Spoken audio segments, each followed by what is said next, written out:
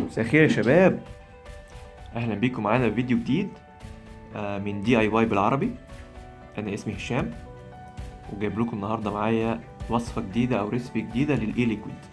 ان شاء الله تعجبكم. الوصفه اسمها التفاح اللذيذ او ديليشس فوجي. وصفه جميله وخفيفه وحلوه للصيف. الوصفه عباره عن فوجي ابل من فليفر ارت، جميل جدا يا جماعه، لازم يكون عندكم في المجموعه. هقول لكم على النسب ان شاء الله واحنا في الفيديو مع بعض واحده واحده. معانا ستروبري رايب من تي اف اي، معايا كابيلا سويت ستروبري. انا بحب جدا طعم الفراوله لما يكونوا الاتنين دولت مع بعض، الستروبري رايب والسويت ستروبري بيعملوا طعم الفراوله جميل جدا. المارشميلو من تي اف اي، حلو جدا في الفواكه زي ما قلنا الفيديو اللي فات. والسويتنر عايز تضيفه مش عايز تضيفه ترجع لك. ما ننساش البي جي والبي جي معانا. تمام، معانا ميزان، معانا الشيكر، ونبدأ. يلا يا شباب.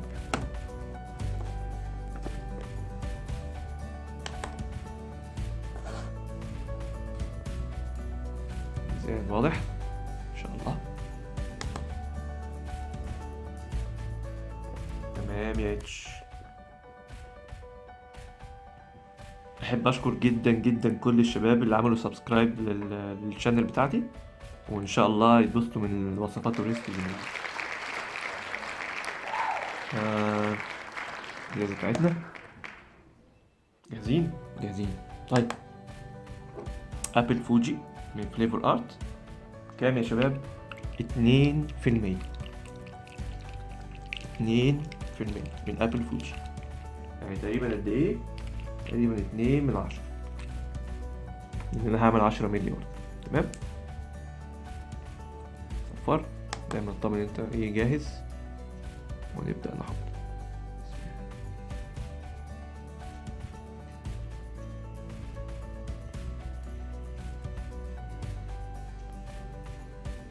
زي الفل. ابل فوجي طعمه جميل. لو زاد شوية مش مشكلة، انا بحب الابل فوجي جدا وان شاء الله يعجبكم برضه. طيب، بعد الابل فوجي عندنا ايه؟ عندنا الستروبري رايب. من تي اف اي. قد ايه الستروبري رايب يا شباب؟ 2%. صفر الجهاز، متنساش طبعا نرج الازازة دايما. 2% يعني تقريبا زي ما قلنا 2/10.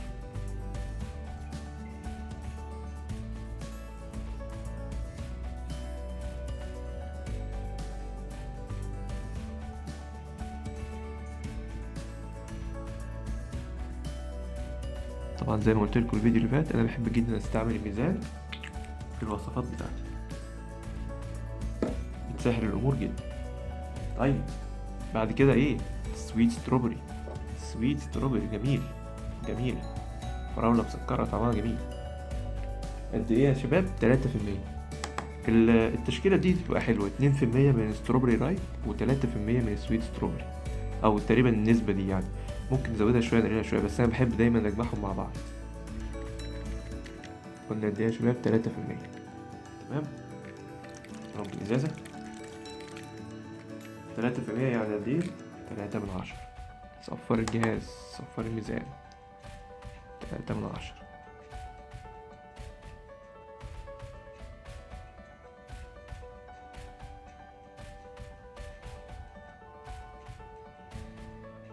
تمام،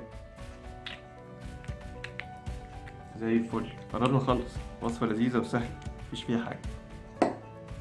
مارشميلو، جميل مارشميلو مسكر وحلو، وبيضيف زي ما قلنا كده سمك بسيط للوصفة، يخليها غنية. رج ازازة مارشميلو قد ايه؟ مارشميلو 1%، يعني 1/10. تمام. ممكن تزوده لو انت ايه عجبك، وتقلل السويتنر، ما تكترش من الاتنين، لان الاتنين هيسكروا قوي الوصفة بتاعتك، لان المارشميلو فيه نسبة سكر برضو، او مش نسبة سكر بصراحة، هو بيخلي الفواكه اللي انت حاططها السكر اللي فيها يبان، يوضح كده. تمام. فلو هتحط مارشميلو كتير عجبك هتحط منه كتير، ما تحطش سويتنر كتير او مسكر كتير. تمام. والعكس طبعا ايه صحيح. طيب السويتنر انا بحبه بصراحة، بحب احط تاتش خفيف منه. قد ايه؟ نص في المية. حط ازازة نص في المية، نص في المية، صفر. نص في المية يعني تقريبا بيبقى تمام، حلو جدا، معقول كده. زود حاجة بسيطة، أنا بحبه بصراحة، معقول جدا جدا. بس يا شباب خلصنا كالعادة. الوصفات ما بتاخدش وقت، أنا ساعات بعمل يعني بحضر يمكن 3-4 عزايز ساعة ولا حاجة، متاخدش وقت. تمام.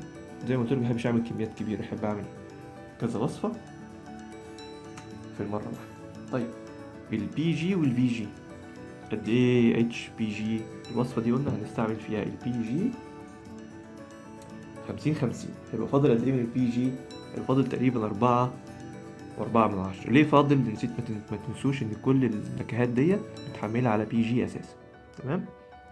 طيب 4.4. نحط ازاز ونصفر الميزان.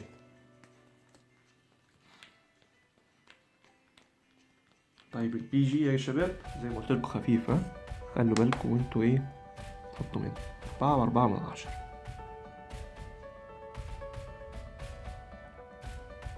4.4.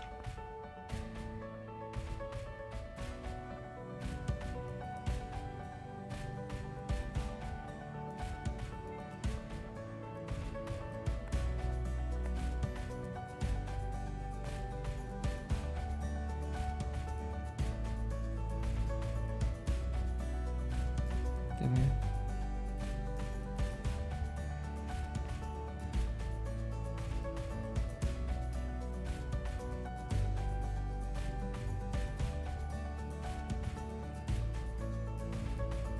زي الفل. تمام. شوفوا يا جماعة، لو عجبتكم الوصفة ديت نعمل ايه؟ لايك، ولو في اي كومنت او اي تعليق، ونسبسكرايب برضه عشان ايه ان شاء الله اي وصفة جديدة تظهر عندكم على طول. تمام. فاضل ايه؟ فاضل البي جي كام؟ 50% قلنا 6 جرام. تمام. يلا يا شباب قربت. بحاول اعمل لكم الفيديو ميبقاش طويل، يبقى قصير عشان برضه ايه تستفيدوا في نفس الوقت، ما اضيعش وقتكم.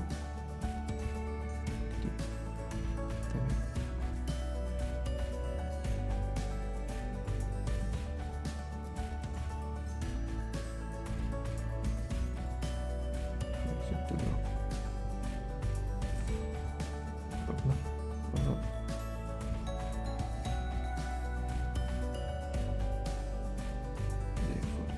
تمام.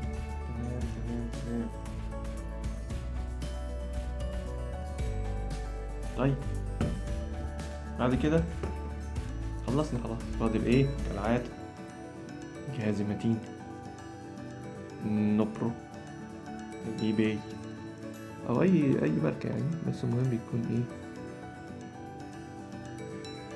يقوم بالوظيفة اللي هي ايه، ان احنا نخلط كل النكهات مع بعض.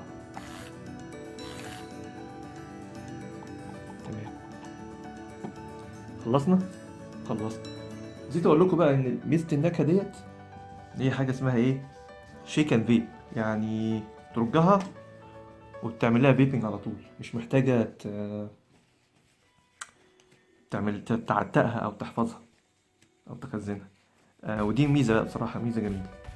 طبعا كل ما هتسيبها أكتر برضه هتلاقيها أي طعمها بيحلو، لكن هي عشان مفيش فيها كيك أو كريمز أو كاسترد أو كده، فمش محتاجة تتخزن كتير. تمام.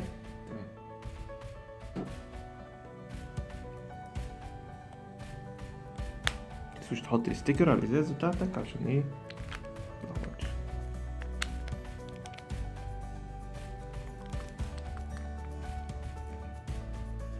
ديليشيس فوجي أو التفاح اللذيذ. يا رب يكون الفيديو عجبكم يا شباب. قبل ما نختم لازم نعمل شوية بيض كده عشان ايه نجربوا مع بعض. طبعا انا عامل الوصفة دي قبل كده من فترة وعجبتني جدا بصراحة، فقلت اعملها معاكم ان شاء الله، شوف هتعجبكم برضو ولا ايه. تمام. وزي ما قلت لكم انا بحب اعمل بيبنج بال temperature control او التحكم يعني الحراري.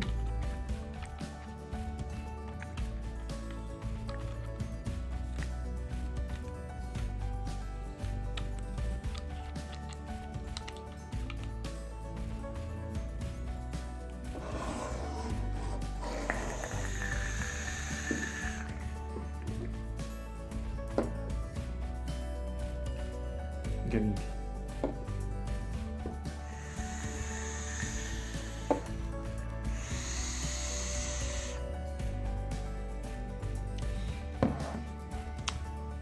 جميلة يا شباب وريفريشنج وطعمها تحفة.